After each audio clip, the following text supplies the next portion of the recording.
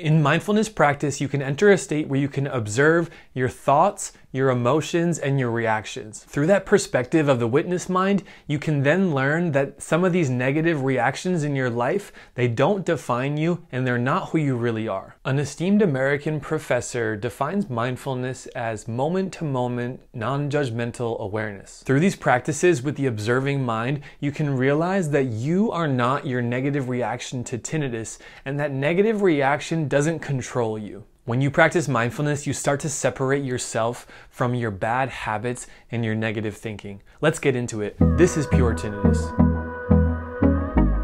Hey guys, my name is Dr. Ben, audiologist and tinnitus specialist in California. Today we're going to talk about strategy number 4, mindfulness, in a 7-part series about how to get tinnitus relief. I'm giving you guys a great free resource. This is a 10-page ebook that you can download for free below, and it's called The Ultimate Guide to Tinnitus Relief, 7 Strategies to Control Your Tinnitus. Make sure you grab that free download from the info below, and today we're going to focus on strategy number 4, mindfulness. Can you think about a time recently when you were lost in thought?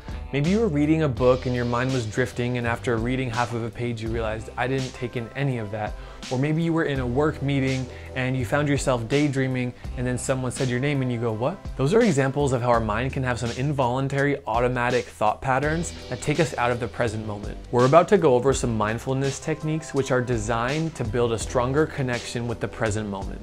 The involuntary thoughts of the automatic thinking can often create some pretty harsh stories about tinnitus. Some examples of this are to have these automatic thoughts of, what am I going to do with my life now that I have tinnitus in my ears? What does this mean for my future? Am I ever going to get over this? Does this mean I have something wrong with me? And the truth is, there's nothing wrong with you. This is an opportunity for you to take tinnitus as a guide. Your auditory brain is creating a signal and you're aware of it. You're listening to it. There's nothing wrong with you for doing that. Mindfulness techniques allow us to interface with our tinnitus in a different way. This has far-reaching benefits that are much greater than just finding control for your tinnitus. So oftentimes my clients who are working with mindfulness techniques report that they got so much out of these practices that they wouldn't have expected. I'm going to reach over to my bookshelf and pull out a book about mindfulness.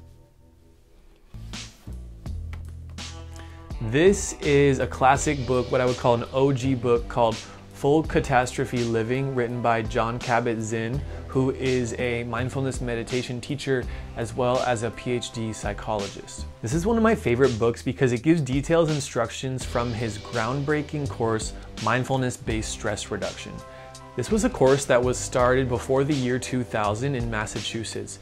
It was used in a hospital setting for patients with chronic pain or other symptoms that doctors just couldn't fix and couldn't find out how to treat the case. So he created an 8-week program that cultivated mindful awareness through mindfulness techniques and practices, specifically guided meditation and guided body scan. I'm going to put this book back on the shelf for just a second.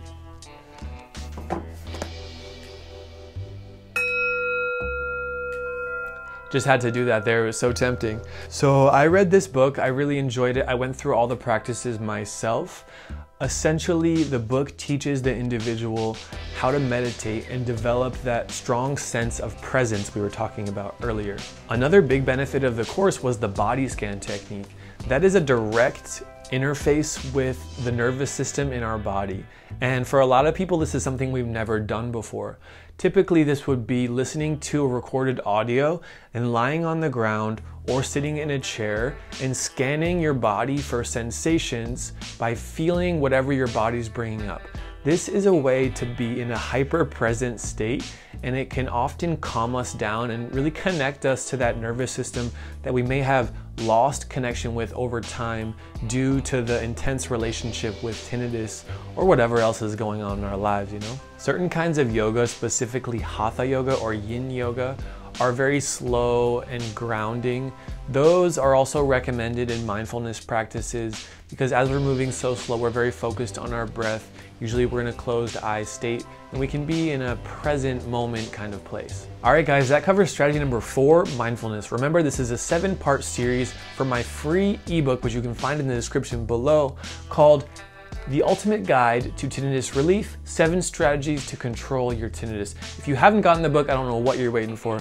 If you like this video, give us a thumbs up. Let us know in the comments below what you liked. If you didn't like this video, you can let us know as well. And press that red subscribe button. That way you get our new tinnitus education video coming out every single week. And tap that notification bell, because if you don't, YouTube won't let you know that our new video came out. My name is Dr. Ben, and remember to take your tinnitus journey one step at a time.